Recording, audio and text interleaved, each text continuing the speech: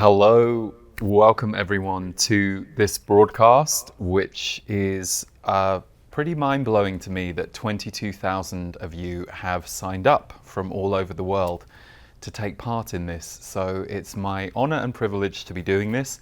And I'll be honest, it's also kind of blows my mind because if I go back 18 years to 2004 when I began this work, I don't know if I even believed that 22,000 people were interested in channeling back then. It certainly seemed like a much more niche experience and a niche act.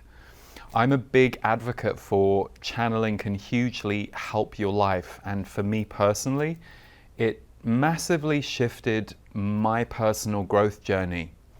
I'll tell you a little bit more about my story in a minute, but the reason I wanted to do this free broadcast was to celebrate the release of my latest channeled book.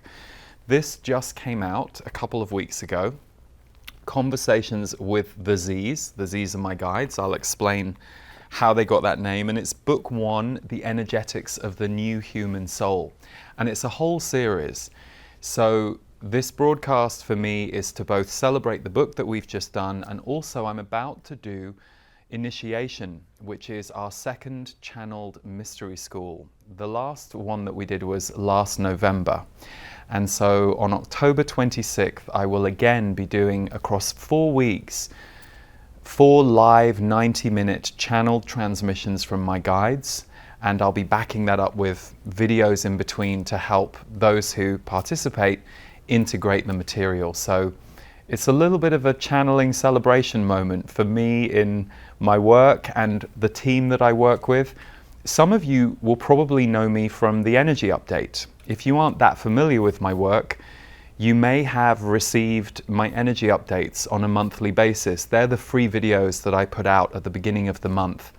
I've been doing those now for over a decade, and what they really are is my interpretation of channeled themes that I receive from my guides. So they will give me a headline, and then when I'm on camera explaining what these themes are, I'm doing, to the best of my ability, the job of trying to ground and make sense of what can sometimes be slightly more esoteric or abstract themes.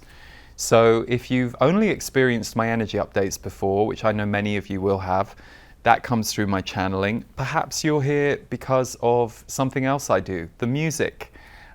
Funnily enough, they say that they got me through music a year before they got me with their voice. They made contact with me through sending music my way.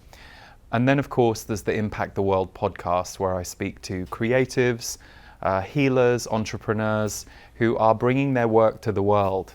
And that's all about the journey that we go through. I will say that channeling has been one of the greatest change journeys of my life. I'm not going to lie to you. One of the biggest gifts it gave me, as someone who was very much trained to be a people pleaser, and in my family imprint, there was a lot of worry about what the neighbors think. You can imagine how channeling really helped my ego take a very healthy battering when it came to trying to keep myself protected from other people thinking weird stuff about me. So being a public channeler has been a huge part of my life growth and my journey. But before we dive in today, I wanted to illustrate to you how I use it in my personal life. It's something that, I'm not very often asked to speak about. And so I thought the best way I could do that for you is to share with you the few sentences that I channeled for myself this morning. I will go through periods of my life where I might not channel for myself for a few weeks at a time. And then at other periods of my life, I might sit down and write a message to myself twice a week. Just depends what's going on. But I want to read you what they gave me, my guides, a few hours ago. And by the way, I always write down my channeled messages. It doesn't mean that during the day I can't tune in on them and have a quick dialogue. I do that regularly. But the reason I like to write them down is because then I can go back and look at what was said and I have it there. But they've also said that the power of writing down your messages from your guides, your messages from your higher self, your messages from your soul, is that we're actualizing through our body spirit information, spirit messages, and we're making them real. So whether you're writing with a pen on paper or whether you're typing, it's a way of bringing it down through the body and making it three-dimensional, this information. But also the second part of it is that you then look back at it and it changes you. It gives you an opportunity to be a listener and also reflect on the message that came through. However, when I'm in my visionary mind or I'm just tuning in with them on something, let's say something odd happens in the afternoon or I'm with someone and I'm like, oh, it's a bit odd. I'm just going to go up and I'm going to kind of see what their broader perspective is. They will give me a message that in that moment will be helpful. But if I want to remember it, I'm going to have to write it down. So I actually use my iPhone a lot for my channeled messages and my notes. I use the notepad in iPhone, so any of you who are familiar with that, it's just a very simple app inside my phone. And I tend to, most of the time, I just write the date at the top. And then I will let the message come through. Other times I may have a direct question. But today my question was about this. I knew that a lot of you were coming, so I wanted to just see if there was anything I needed to know. And this is what they told me. They're talking about you here, by the way. They are here to experience connection. And yes, they are all different, and some are very experienced in their connection abilities. But they want to be here for the messages from us and the group connection and frequency that will be created. Some are here just to feel uplifted and a connection to light and spirit. Others range from curious but hesitant to channel through to ready and willing to connect. Your job, as always, is to be present, organize the information, be in your heart, and surrender to the experience as it, the group, and we lead you. Enjoy it, Lee. Well, that was my directive. And you know, things like that are helpful for me. There is a level of unknown to my work, and I think there's a level of unknown to our life. You know, if we're really present in life, we don't really know what's going to happen next. So I'll often, especially for important things like this, where there are many of you gathered, and I want to the best of my ability, be of the most use, it's important for me to just get those little broader perspectives from them. And it's interesting that they give me a map of where you're all at. It doesn't surprise me because I always expect in a large group, everybody's going to be different. And I've worked with groups for years in the room, online, but it's interesting for me to just get a little sense of who you are. It helps me to land in my body more and be more present. It takes away some of the unknown of today that might have gotten in my way or hindered what I was going to experience. So that was just my channeled message for myself this morning. On another day, I might be asking, how is my sister doing? What's going on? There's something there and I can't put my finger on it, but I want to see if I can help. And some information will come to me about that or any other area of my life. So before we go into the actual process of channeling, I just want to touch base with you on why would we channel? Why would we connect with our guide team, connect with our higher self, connect with our soul? Now, you'll notice I'm speaking about 3 different points of connection. So our guide team, now I connect to a group who are my guides. They're called the Z's. But I also firmly believe that if I hadn't met the Z's, my guides, I would be just as happy channeling the voice of my higher self because they're connected to that. They're part of that. You can also say, I want to connect with the voice of my soul. So we as humans have all been conditioned or programmed to believe certain things, to behave certain ways. And there's a lot of beauty in who we are. And there are extraordinary things that we get to experience because of being human.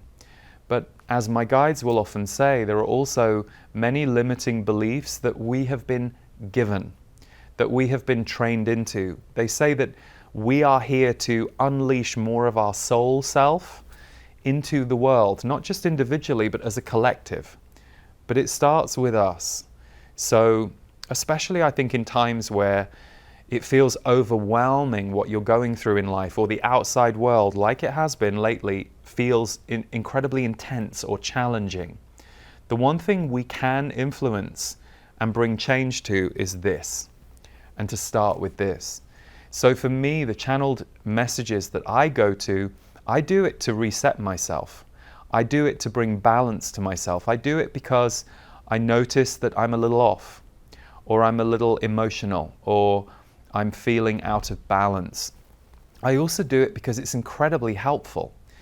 So why you might channel, from my perspective, is to expand your life, to expand your understanding, to give yourself a wider view. The one thing that channeling for this past 24 years has done for me is it has really rewired the way I see the world. Doesn't save me from my own human growth path or my wounds or any of the stuff that I come up against, like we all come up against things in life. Life is life, and it's going to keep rolling things our way. But it has massively changed the way I deal with things. And it has also really helped me find my center in a way that I didn't used to be able to. So the reason I channel is just a few of those.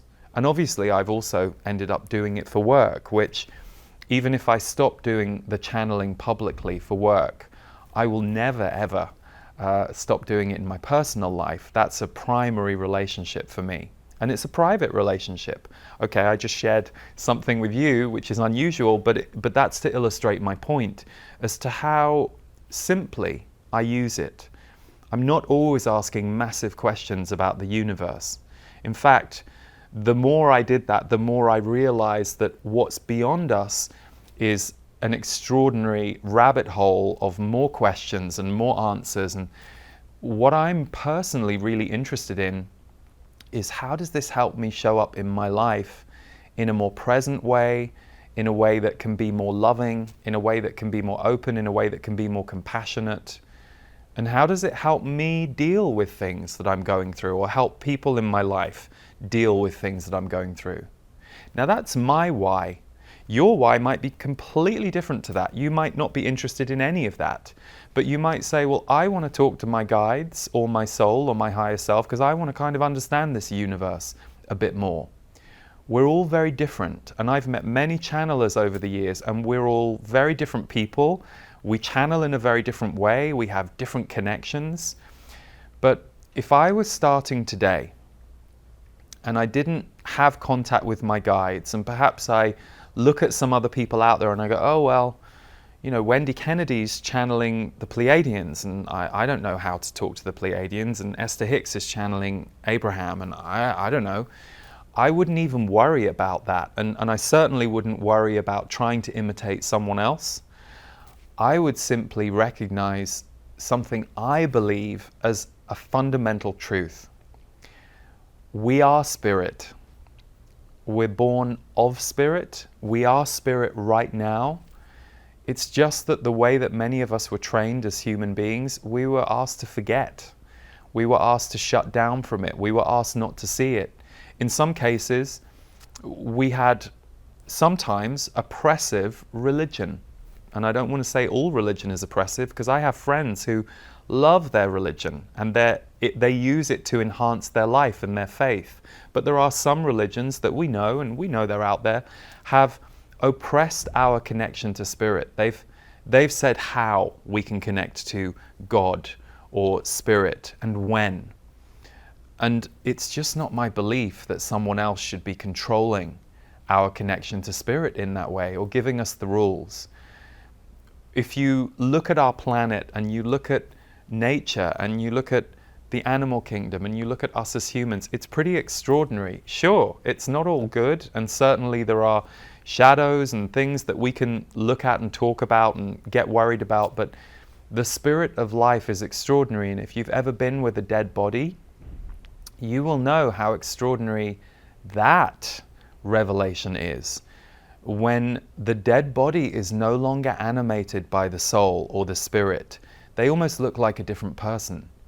It's very odd when you've had that experience of seeing the life force leave somebody. Sure, the body might be the body that your friend or loved one or the person that you're looking at, you recognize that body, but it doesn't even look the same because the soul is no longer in there. So the life force right now that's moving through me, that's coming to you through my microphone, through the camera, through the energy that's moving through me, and the life force in you right now that's tuning in on this, that's listening to this, perhaps that's distracted, perhaps there's something going on in another room in your house and you're kind of half listening to me and half tracking that.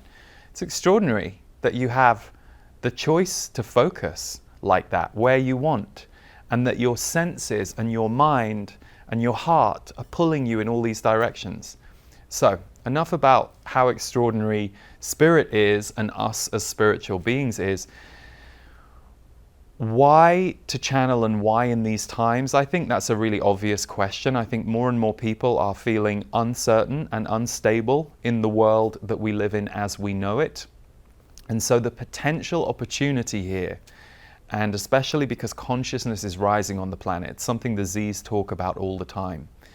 These are really good times to have a connection, a faith, a practice, and maybe there are 9 things that you use. I've always said, use channeling as part of a balanced diet. Do not make channeling your master. Do not make channeling the only thing you do. It's best when used as part of a balanced diet. And I'm going to give you a PDF, those of you that are on this broadcast. I'm going to walk you through a checklist before this is all over, and I'll go through a few of those things. And I'm also going to channel the Z's at the end.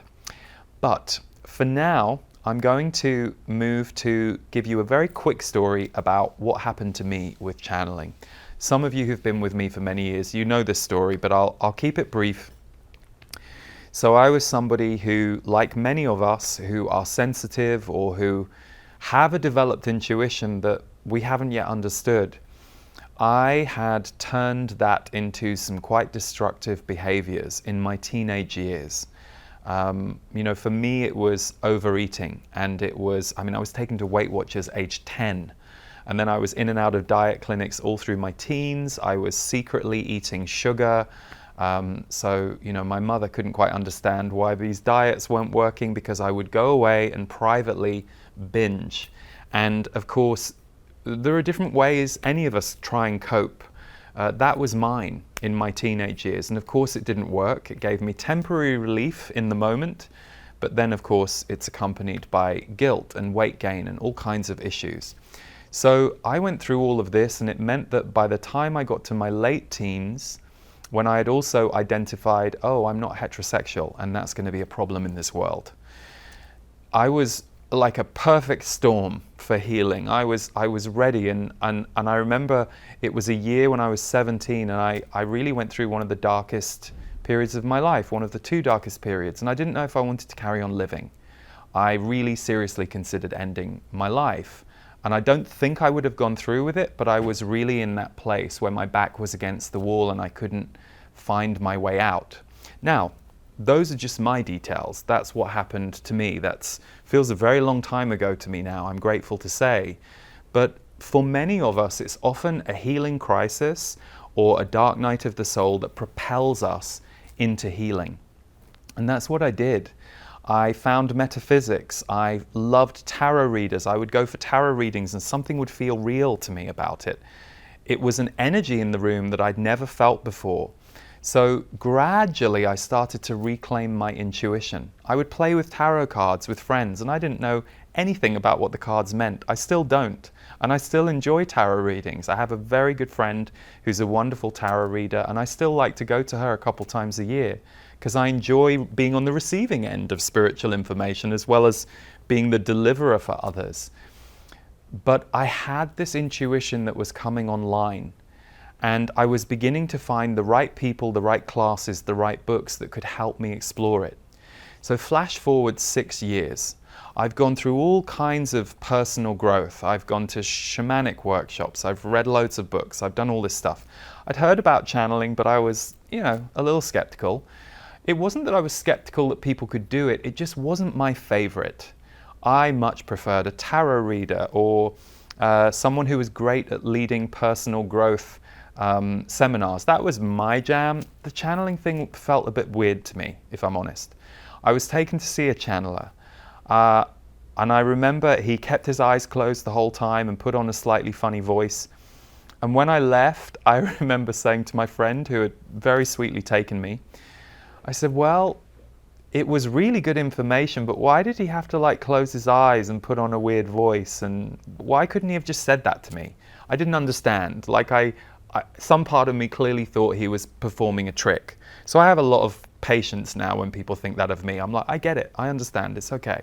I'm not going to necessarily go for dinner with them, particularly if they're combative, but I get it, So I'm minding my own business about a year after seeing that channeler, and I'm going to my job in fundraising at the time. I was fundraising for Greenpeace, and I was really trying to get my music career going and get into the music industry. Sifting through all these problems in my head that I had that morning, and at the age of 23, there's a lot going on. As we all know, we've all been there, and it's a very tricky, delicate transition from the teenage years into early adulthood. So I had lots of judgments and doubt thoughts and negative thoughts. Toward myself, I could be much lighter and brighter towards others, but towards myself, I still had this highly critical, very hard view of myself, and a lot of self-blame around what was going wrong in my life. And I had some unhealthy relationships going on at the time too.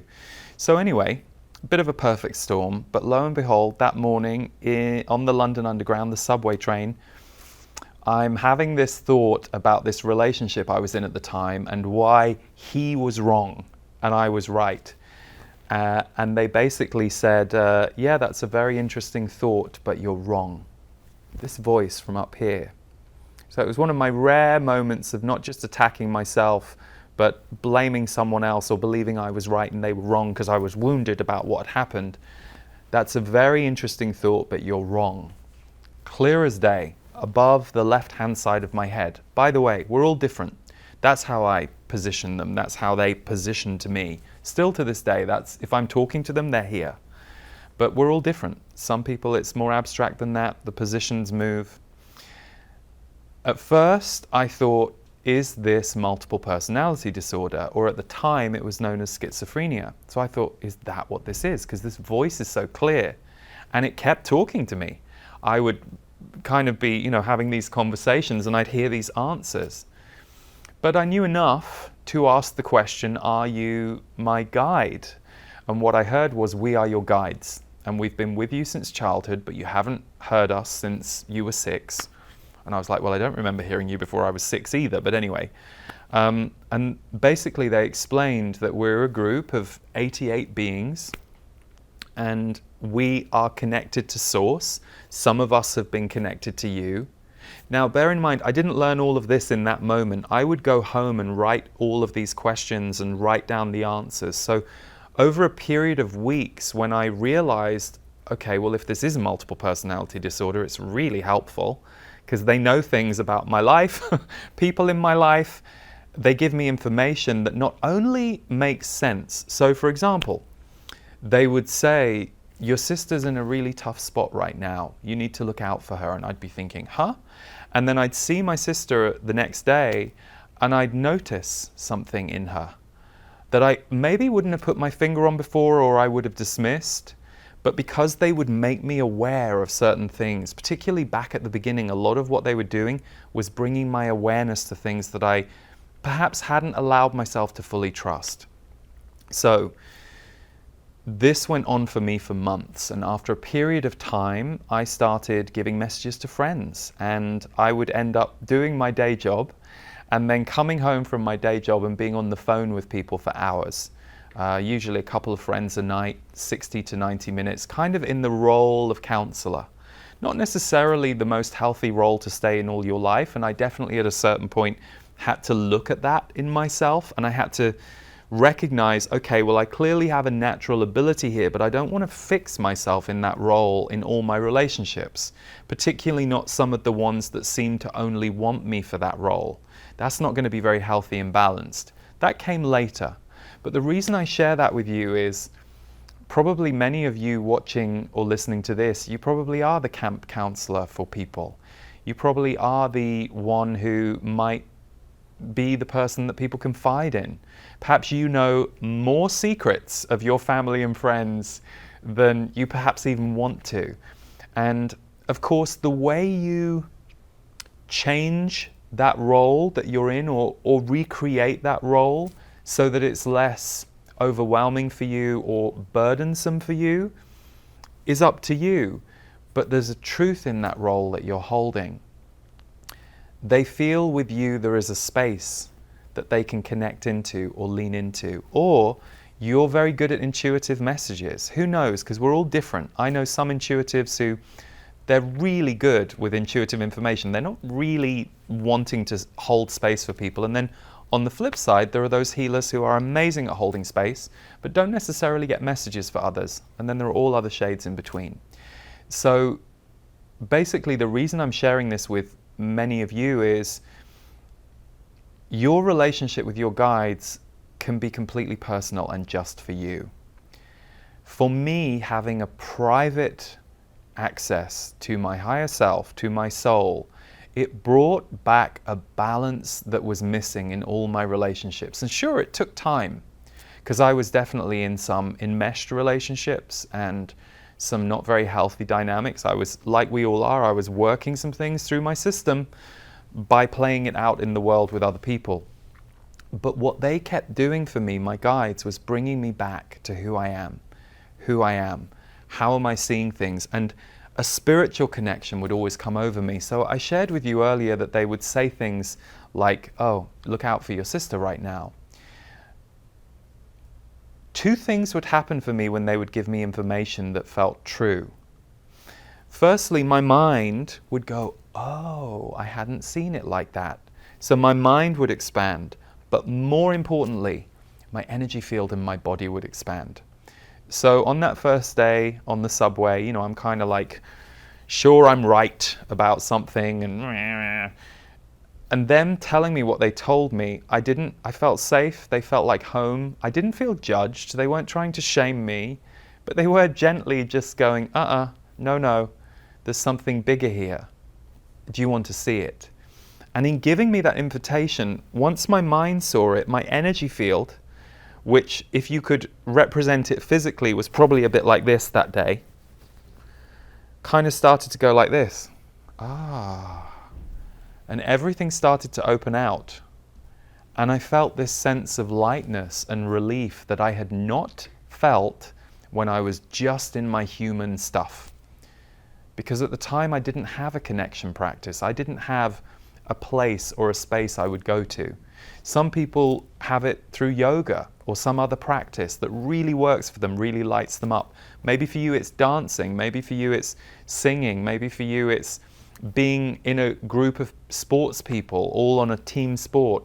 Whatever that is, there are other levels. And for those of you who are here for the direct communication, that's what we're going to look at today. So we're going to focus very much on the writing and the verbal side of channeling. It's not that there aren't wonderful ways to channel. I mean, I've mentioned I channel music, but that isn't what we're here for today. I really want to give you an opportunity to have direct communication with the voice of your higher self, your soul, or your guides. We'll see which one you end up connecting with. Some of you will meet your guides. Some of you already do, and as the Z's said, you're just here because you felt like being in the energy of this.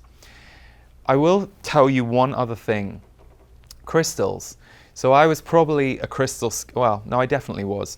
Even though I was open to certain things in my early 20s, crystals was something that I just didn't get. I saw all these crystal shops and I saw lots of, my friends who were also hippie, like I was. We were often called hippies by our non-hippie friends. I saw them into crystals and I was like, oh, okay, I don't really get that. The minute I started channeling, I was absolutely drawn to crystals. It didn't make any sense, but it just happened. And they explained to me that they are operating with a crystalline energy field.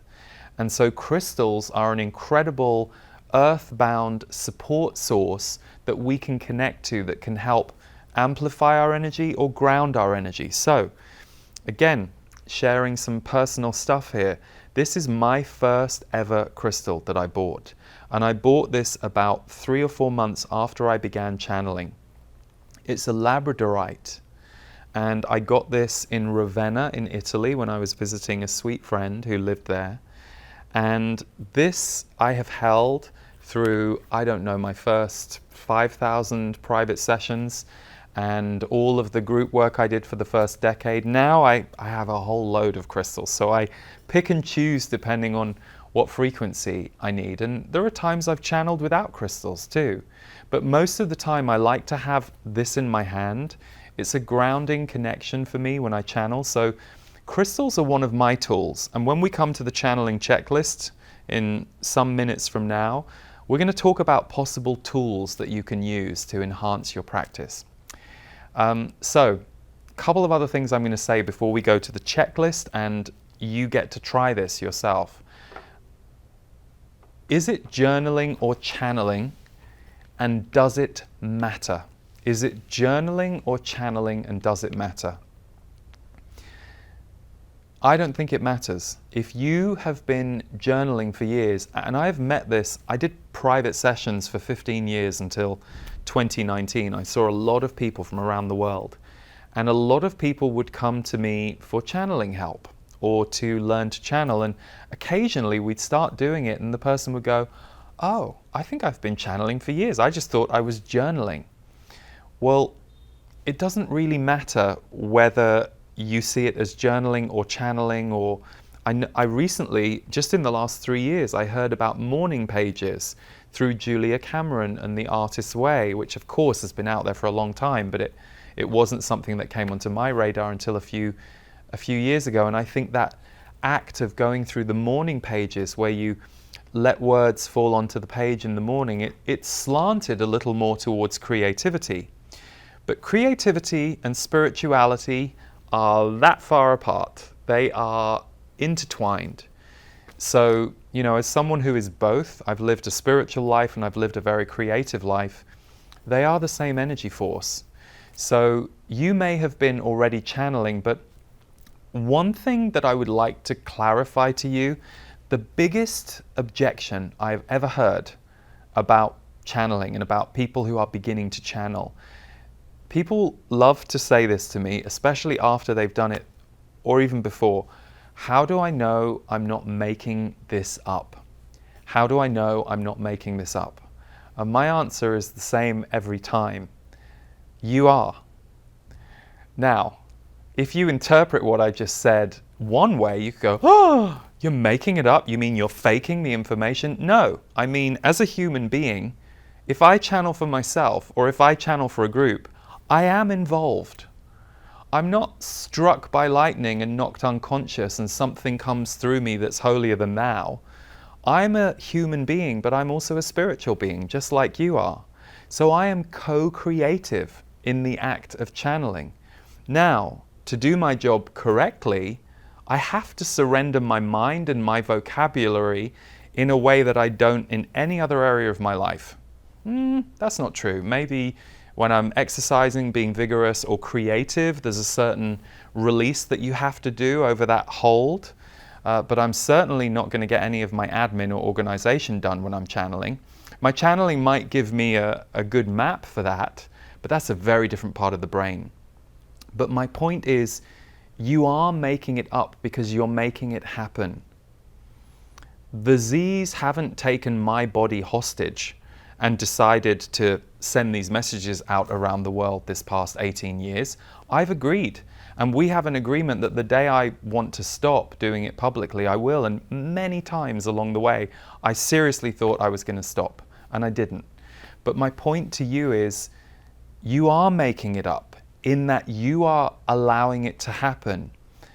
It is not pure, unfiltered spirit when we connect to our guides or to our soul. It is us doing our best ability to translate and bring through as clean and as pure a message as we can. And there'll be some days where you can't do it very well. You know, you've got a lot of emotion going on, or there's just strange circumstances in your life, and you shouldn't beat yourself up for that. That isn't the day that you're supposed to go to the penthouse. You're supposed to be on floors 1, 2, and 3 of your life that day. That's where your attention needs to be. But the more we practice this, the more we can take 5 minutes in the middle of the day to go, I just need to zoom up to the penthouse and have a good look at everything that's going on and feel slightly removed from everything on the ground so that I can come back down and have more appreciation of what's going on in the ground, or find a different way to navigate the streets. Who knows? So is it journaling or channeling? Does it matter? Are you making it up? Part of you? Yes. So let that negative voice or perception just sit aside, because you're involved, and trying to claim or assume that you are immune from being involved is just not possible. Even those people who we know through history were trance channelers, it wasn't that it happened to them without a certain level of organization or preparation. Usually they would all agree, okay, Jane Roberts is going to channel now. Jane Roberts, very famous for channeling Seth, and there are going to be either her husband or a group of people who are around her ready to take notes, and she's going to lie down. So you are always involved on some level. So, okay, now we're going to go to you doing some channeling for yourself. So if you have a pen and paper handy, this is a great time to grab it. Or you may just want to pull up, if you're watching on computer, pull up a document and you can type. Or if, like me, you can use your iPhone and you can just do a few notes in there. So here's a great question to ask if you don't have a question. Like I said, at this point, I often just put the date, because for me, it's a message for that day. And then if I want to go, hang on a second, what did they say 3 weeks ago about what was going to happen on my trip to England? I want to go back and, oh wow. And then I read it on the trip to England and I'm like, wow, they forecast this. I did not see that, and it didn't quite make sense at the time, but now I'm in England on the trip. I can see how that message helped prepare me for what's happening now.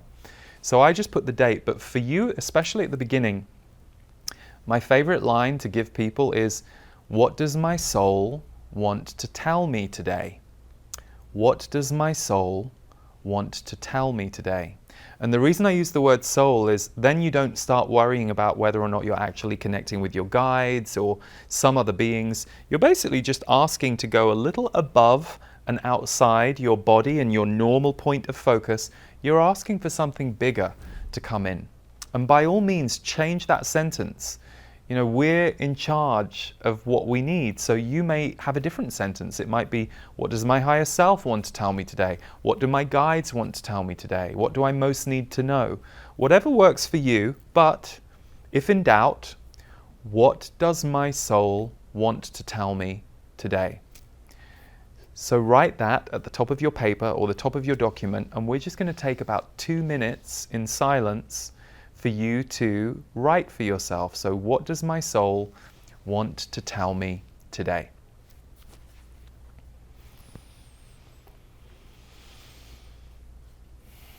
And just start writing, and try not to think about it too much. Just let the words flow onto the page or the screen.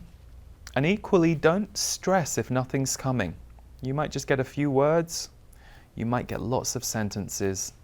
Just see what happens. See this as just a fun experiment with no pressure.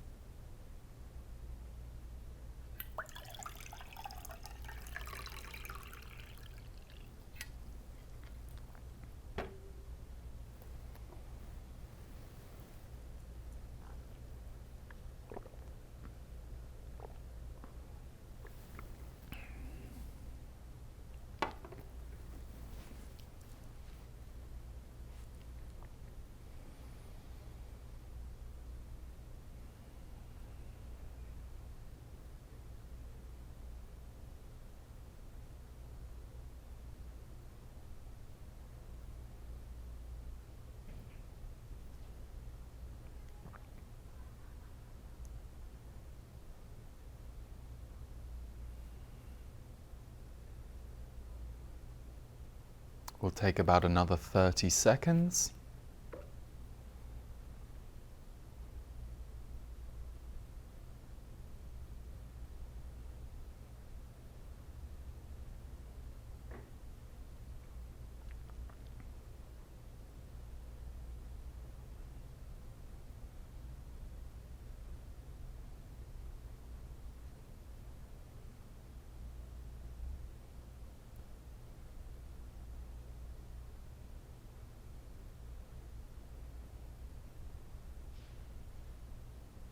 Okay. So, if you had chance to reflect on what you wrote, I'm curious how it made you feel. And if not, you can just take a minute now to read what you wrote and take it in.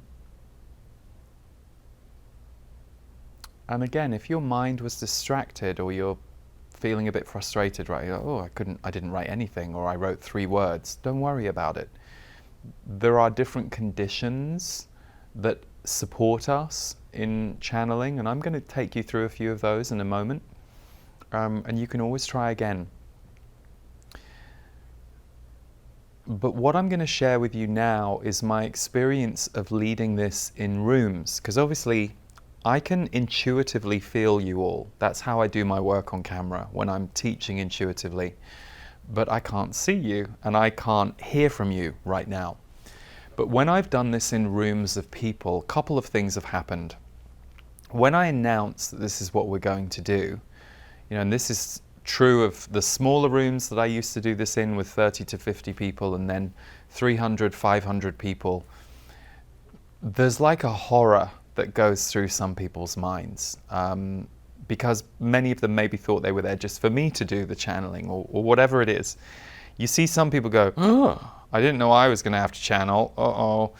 And it's interesting because they're often the people who have some of the most powerful experiences.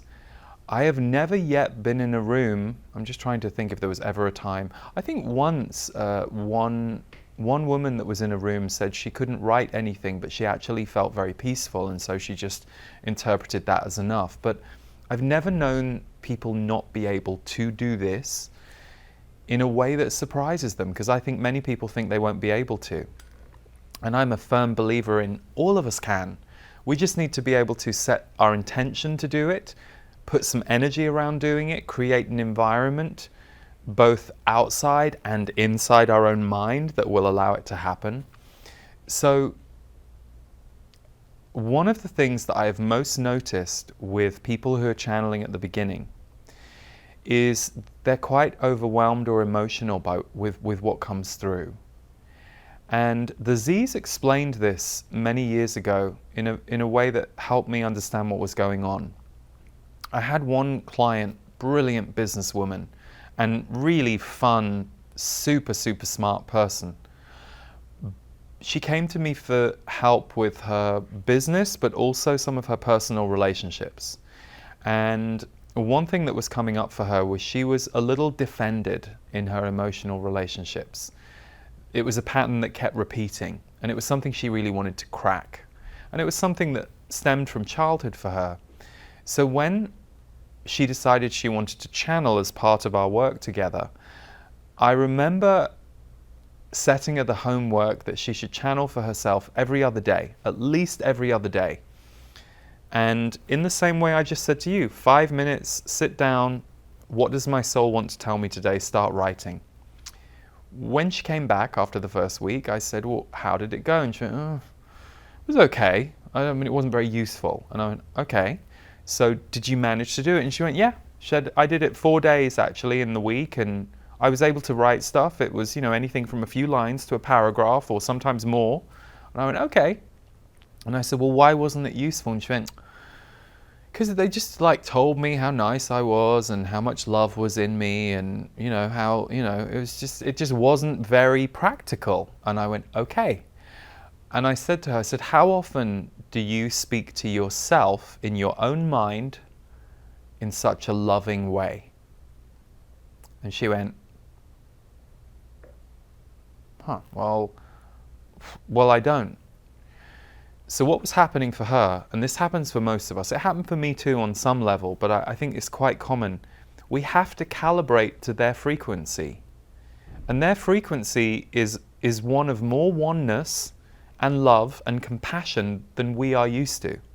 Doesn't mean they're better than humans. And they always say that. They say it's extraordinary to be human. Even with all the challenges that you guys have to go through, they say it's an extraordinary experience of being embodied spirit.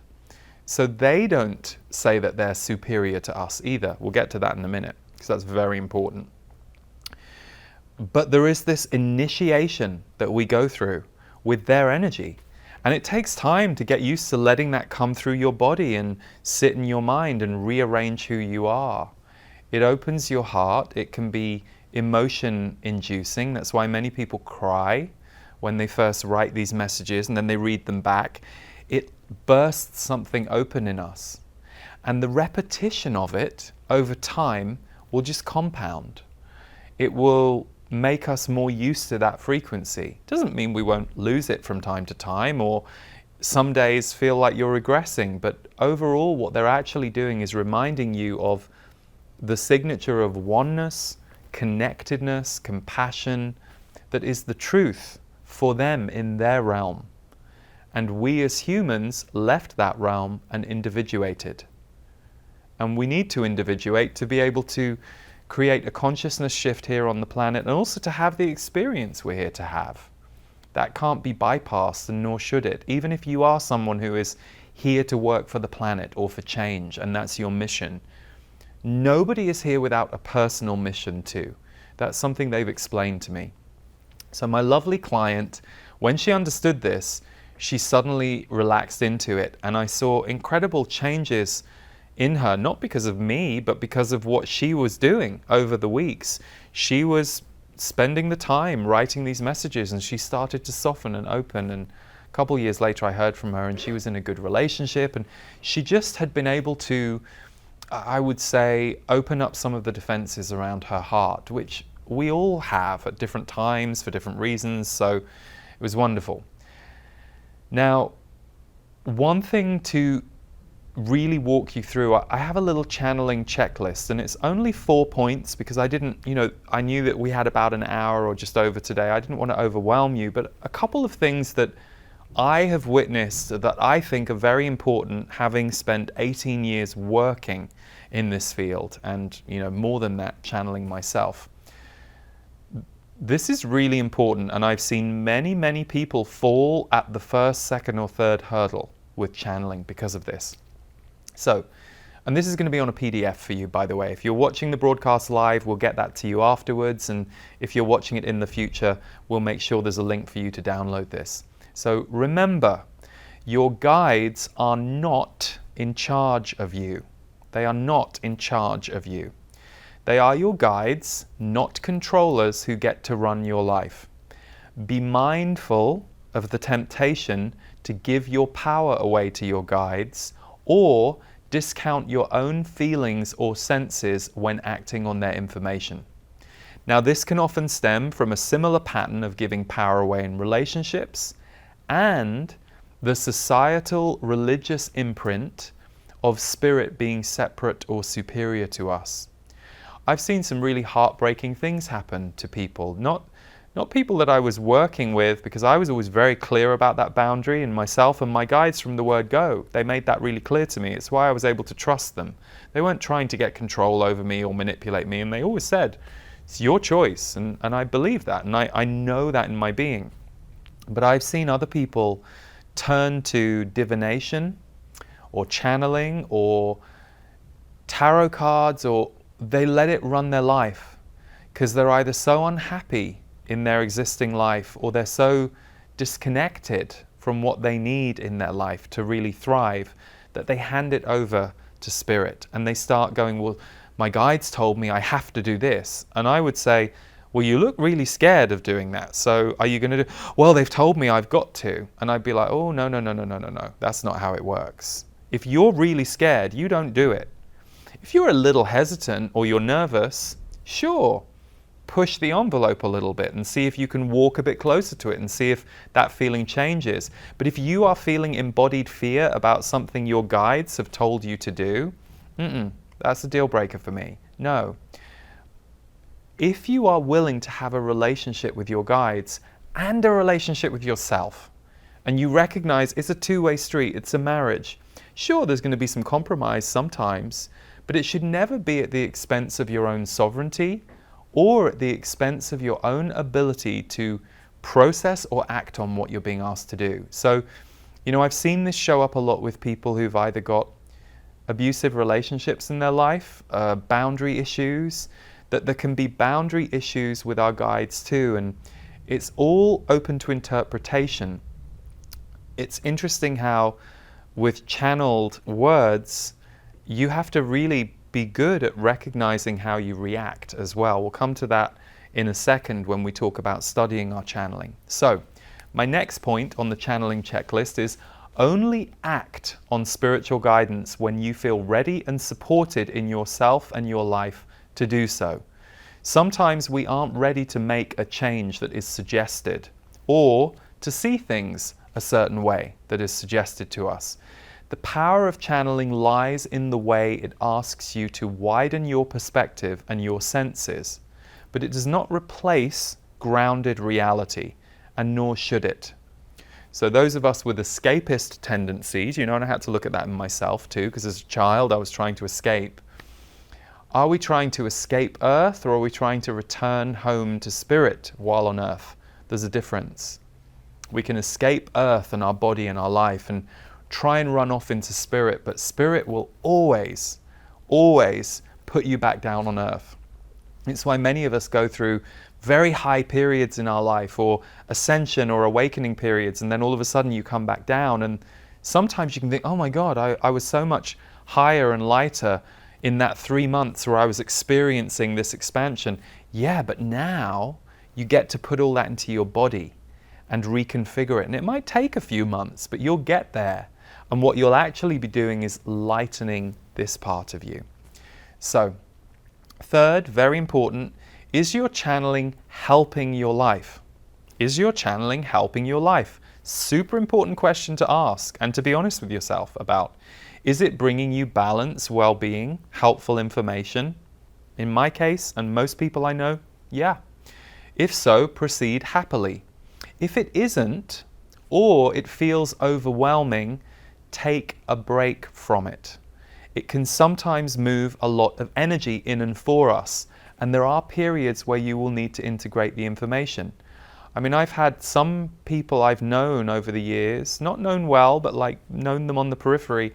I've seen them leave their body for months at a time, and all kinds of chaos is happening in their human life.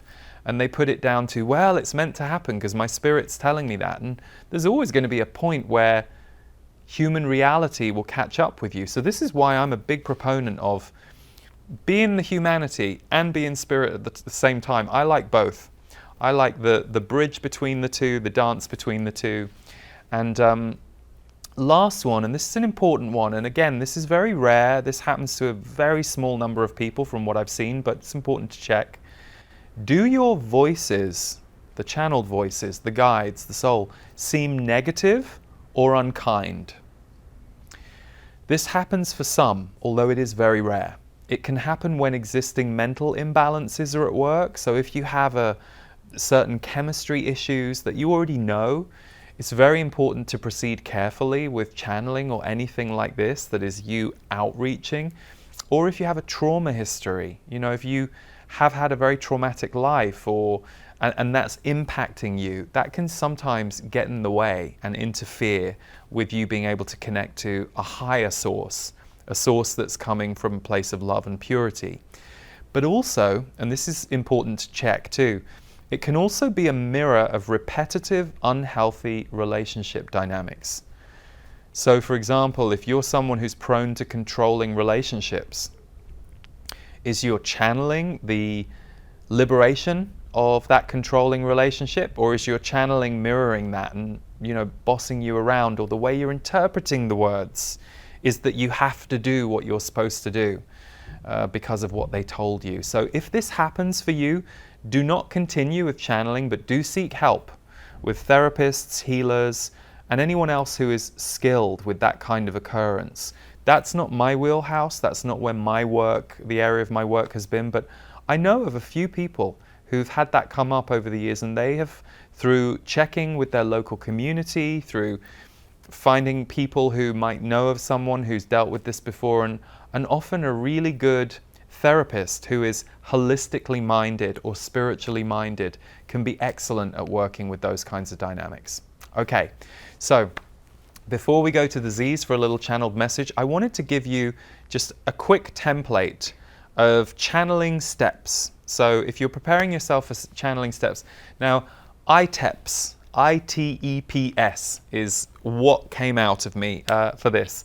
So we're going to go through each one. Each letter in I.T.E.P.S stands for something that you can put in place to support your channeling work. So number one, intention. I for intention. So setting an intention for connection influences your experience. So set an energetic intention before channeling. I mean, honestly, set an energetic intention before anything, because it will enhance your presence and what you're calling in. But an example could be, you sit down to channel and you say, I intend to bring clarity, light, and love to myself through this message, or to this situation which I'm asking a question about. Or you may simply say, I open to my higher power, I open to the light. Create your own words, create your own formula. What's an intention that feels true to you, that you might use as a repetition each time you're about to channel, so it becomes like a handrail for you, and it starts to create a set of circumstances for you that you rely on, that help you get in the zone of surrendering your mental mind to allow these higher messages to come through.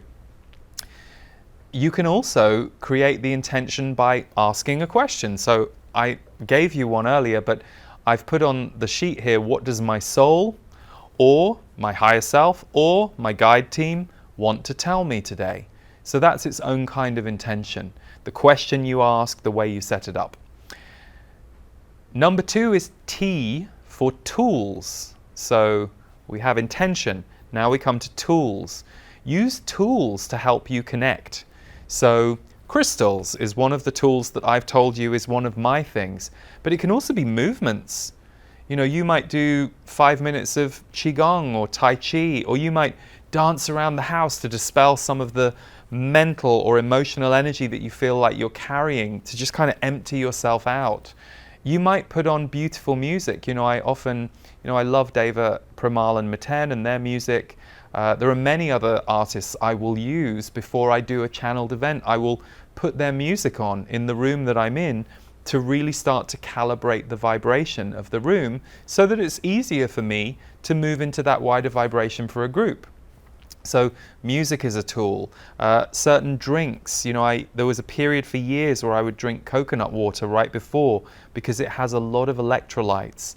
And water, by the way, is imperative when you're channeling. You need to drink more water than you think you do, because it moves a lot of energy. So now we come to the third one, which is E for environment. Create the right environment for you to channel in, and perhaps for several minutes or more before you begin. So, I mean, I'm a strange example because there's no way I should have been channeling on the tube, you know, the subway. I mean, in my head I thought, well, surely I should be a raw vegan who's been in silent meditation for 3 weeks, because that was my belief system at the time. I thought channeling was this otherworldly thing that only happened to I won't even say special people, I'll say maybe unusual people. That's how I saw it when I was 23. So the environment's really important. And like I said, some of you earlier, you might have been distracted when you were trying to channel. Maybe when the kids are, you know, jumping around in the room next door, it's very hard for you to tune out of them and tune into yourself. So your environment might be a certain park bench that you like to go to where you feel peaceful. Your environment might be a room in your house that you make more peaceful so that you can go and channel. You know, you take out some of the junk that's in there so that it feels more peaceful, and you put a candle and a crystal and a nice curtain.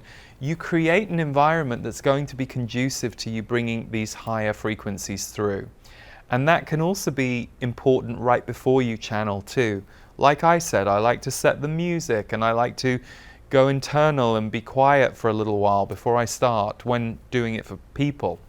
But if you're at the beginning of this practice, environment is a really good third tool or step to employ. Number 4 is practice. You know, we get better at anything the more we do it, and commit to your practice. I mean, I know that can be annoying if you have a slightly rebellious aspect like I do. Being told to practice is not necessarily always going to be your favorite thing, but you know, this benefits you. This isn't for anyone else. This isn't for performing's sake. This is for you. So commit to your practice. Repeat the act of channeling at a comfortable pace for you. Perhaps daily, several days a week, or several times a month. Whatever works for you, and we're all different. You know, some of you might go, I love channeling every day. I sit down every morning and I channel for 10 minutes and I love it. Some others among you might go, I like to do it twice a week because I feel like I live on it for 3 days. And then I reread it and there's more and I feel like that keeps me going. And then others among you might say, I only like to do it every couple of weeks. And that pace might change as you go. But if you're starting this, do practice, because the more you do it, the more you get used to it. And now I come to the final point, and this is very important and mustn't be separated from practice. S for study. So we had I.T.E.P.S, intention, T for tools, E for environment, P for practice, and then S for study. Study your channeling and your reactions to your channeling so you can develop a considered relationship to it. I'll give you the worst kind of example.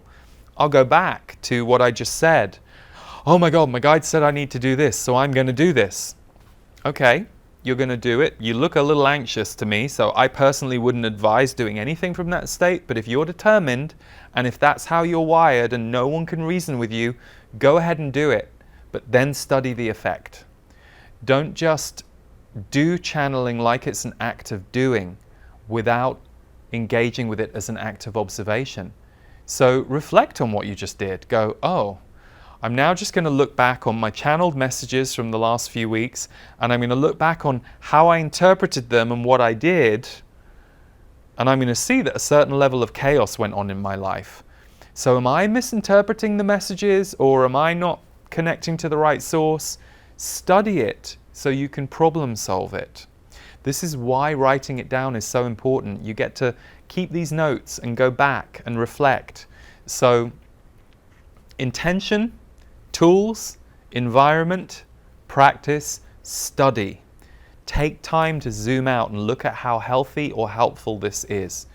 Again, it's going to be very rare that you will use your channeling in a destructive way, but I've many times seen people who have anxiety blame their channeling for the anxious actions that they took because of the way they interpreted their channeling. And actually, that's the perfect moment to go, oh, okay, I probably shouldn't be acting on what my channeling says until I'm sure I'm not doing it from a place of anxiety. I need to work on my anxiety with somebody. I need to find a therapist or a healer or a trauma body therapist. So whatever it is. So studying your channeling is really important. Okay. There's so much more I could say, but I didn't want to overwhelm or make it overly complex today. I know many of you may have already done my audio guide, How to Channel and Why, which is a 2-hour step-by-step process. Much of the information I've shared here today, I've also added some new things. And of course, you know, you're always welcome to go and get that at leeharrisenergy.com if you want to take a deeper dive. But it's interesting, I'm going to channel the Z's now, but I just wanted to give you one perspective. So this book that just came out, Conversations with the Z's, I had a channeled book come out in 2019 called Energy Speaks, which was messages that the Z's had given in workshop rooms around the world that we edited into the written form on topics. Well, the reason Conversations with the Z's came about is I know a very wise and spiritually educated psychotherapist who's also a friend, Diana Edwards. And Diana had had some sessions with the Z's just privately within our friendship a few times. And the questions she asked were so fantastic that it brought through a whole other way of receiving and grounding their message. So Conversations with the Z's literally is that. And you can get the audible version as well if you want to hear the actual recordings that took place between the Z's and Diana, and then we turn those into these books. The questions you ask are so important with channeling because they're everything and they influence everything. So keep asking questions. Like if you've got a big deal or a big issue in your life and you ask questions about it on Monday and you come away from it, you go, oh wow, that really helped. And maybe you also go, that really helped, but that second sentence is a bit confusing to me. I'm not sure. Ask another question on another day. Keep asking them more questions. Keep getting more clarity, more clarification. The one thing the Z's have explained to me is that they can only bring through information that we're ready for and that we're available to use. And that's how it works for me. And it's the same when I do my public work. They can only bring things into the energy field of the public work that the group who are receiving the message are somewhat in control of. That's how they've explained it. So never be afraid to keep asking your questions, but understand that with channeling, it does take a bit of time to refine the types of questions you ask. So for example, if you're like, will I win £100,000 ever in my life? That's not the kind of question that they can answer. They'll probably come back with something like, possibly, they'll ask you an under the hood question. They'll ask your ego why that's important to you.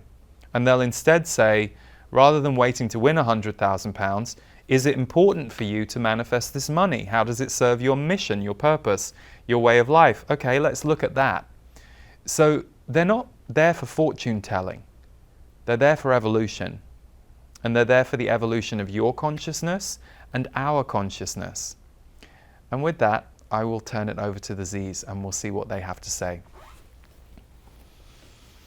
It'll just take me a minute to switch into their gear.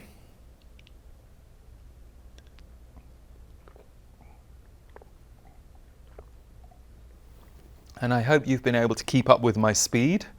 I've gone as fast as I can to impart the information, but I've tried not to go too fast.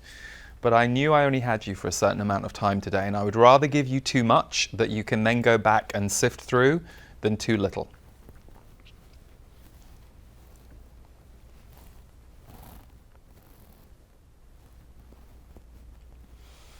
Ha!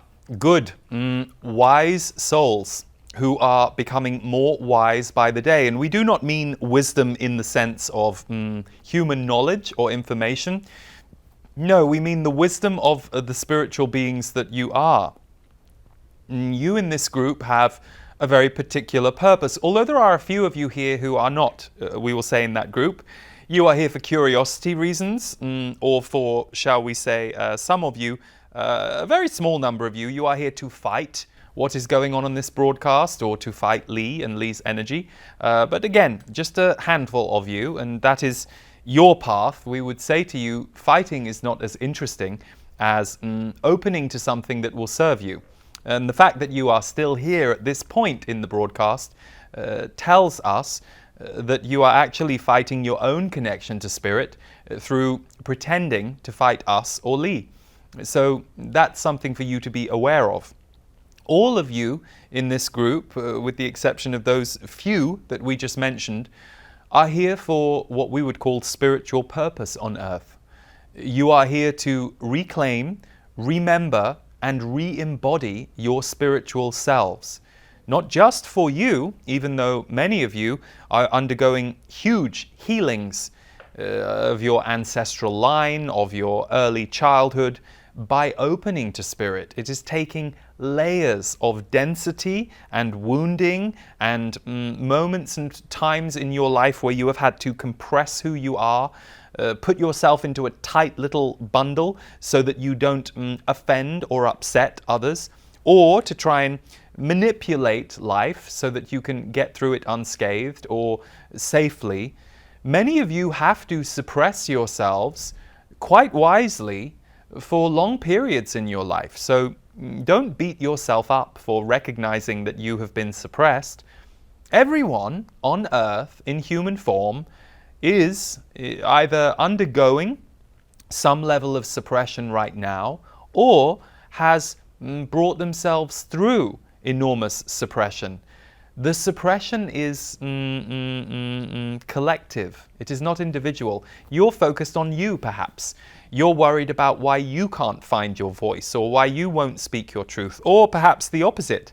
You are trying to find a way to speak your truth in a less jagged or attacking way to others, and you are having a spiritual awakening where your defensive outward behavior is beginning to soften and lessen, and you are able to re-enter the chamber of your heart in an all new way at an all new level.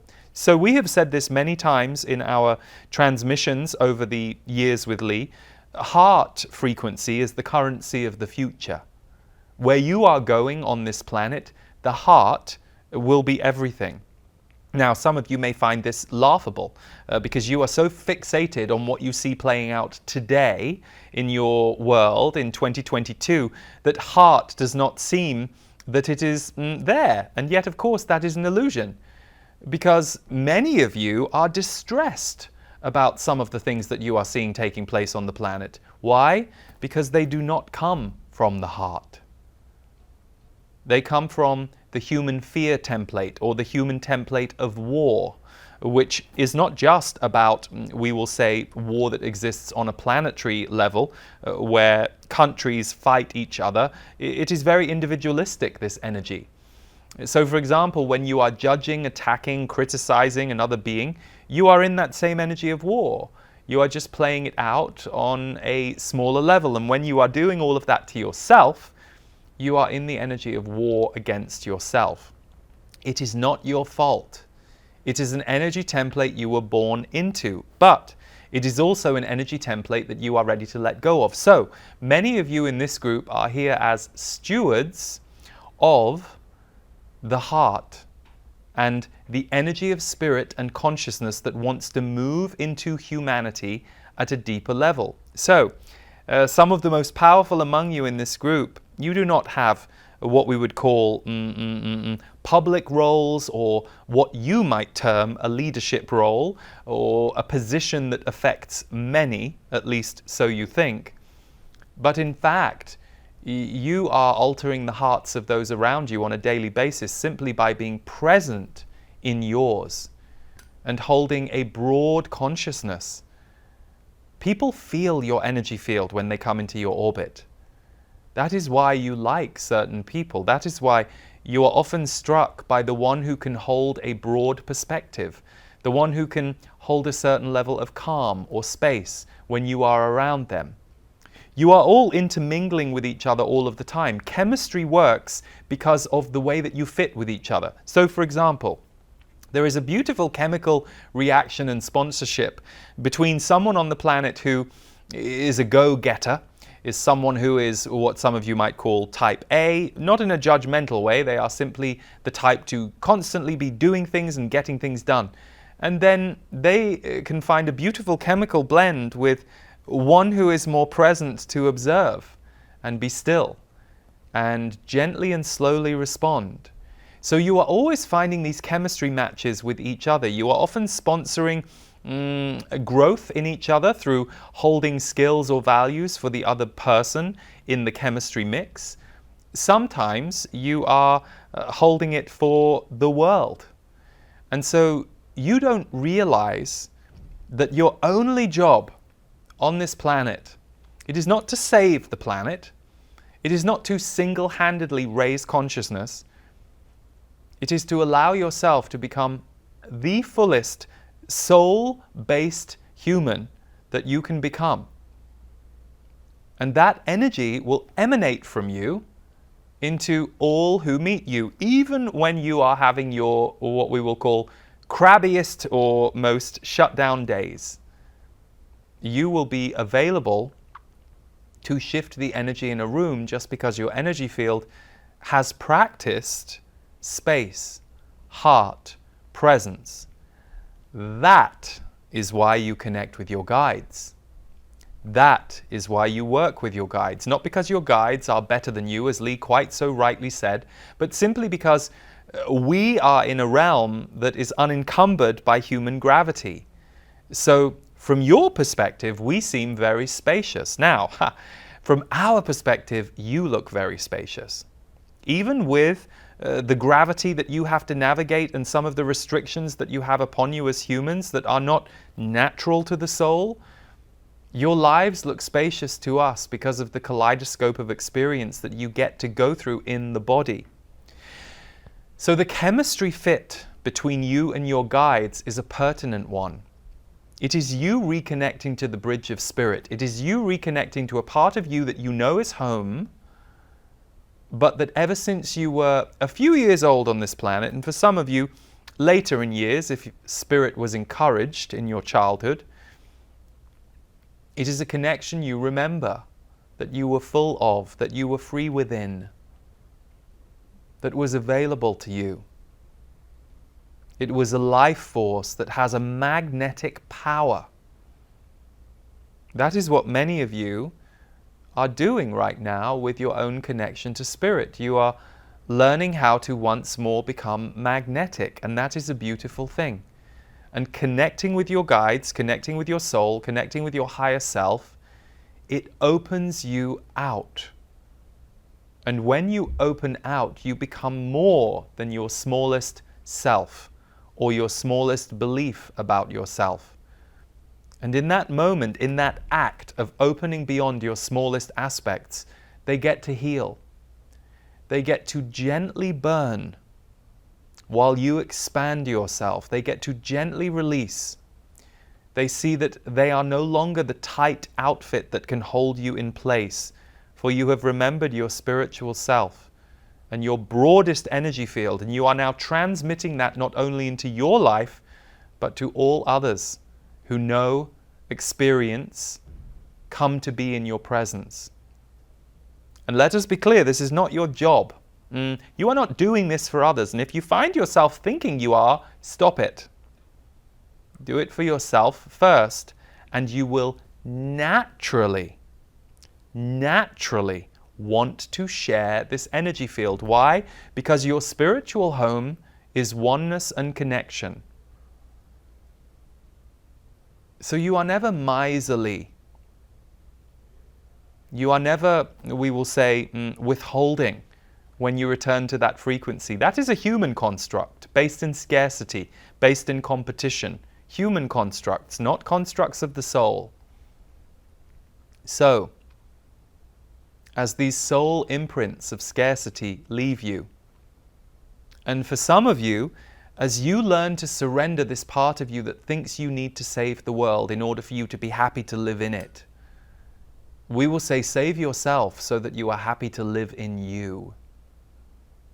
And then, the being that you become will be very attractive to others who resonate at that frequency. This is why so many of you go through such shifts in your friendships and personal relationships when you go through big awakenings or life changes. It is not that there's anything wrong with the people that you leave behind, it's just that your resonance shifts. So, that is enough from us today. We are aware many of you are what Lee would call cooked at this point. So, for energetic reasons, we will bow out. But it has been a pleasure and an honor to get to speak to and with you today. And we wish you all great love and peace in this journey that you are on to bring more love, peace, wholeness, and consciousness to this beautiful planet of yours. Good, in peace and in love to all.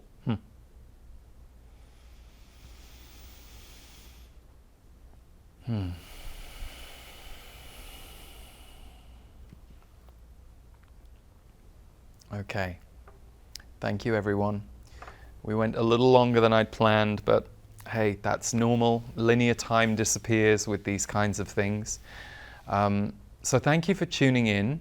And please remember that what I just quickly walked you through is by no means a comprehensive guide. The comprehensive guide is going to come through you. and you figuring out how you channel and what you need as a channeler and what your relationship to it is. Someone else can't teach you that. We can get you started. We can get you off the starting blocks. There might be people, teachings, mentors in your life that can give you a piece here and there, but the biggest development in your journey of channeling will come from you. So if you're a regular in my community, hello and lots of love. If you were just popping in because you like this topic or you're new, welcome. I do put out free videos every month. In fact, we usually put out at least 3 free videos a week on my YouTube channel.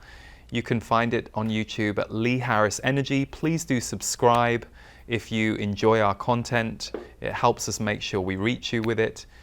My website is leeharrisenergy.com.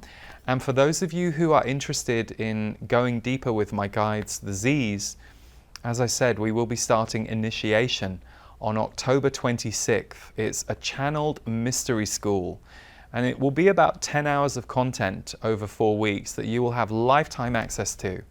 We do 4 live broadcasts for those of you who enjoy being in the live energy, but everything comes to you as a replay and a transcript and accompanying worksheets. So even if you feel like you can't quite make the dates, but you feel the call to be there, we would love to have you. We had over 5,000 people from all over the world last year, so it was quite an amazing energy container, and the transmissions that came through the Z's were pretty extraordinary. So if you feel called to join us with initiation, we'll put a link underneath this video.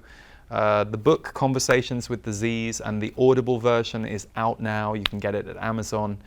And if this is the last time we connect, I send you lots of love on your journey through life, and the way that you are showing up is enough, and I hope that you continue to open to more peace and love in your life, because we all know other energies will come our way, but we can cultivate more of a connection to peace and love.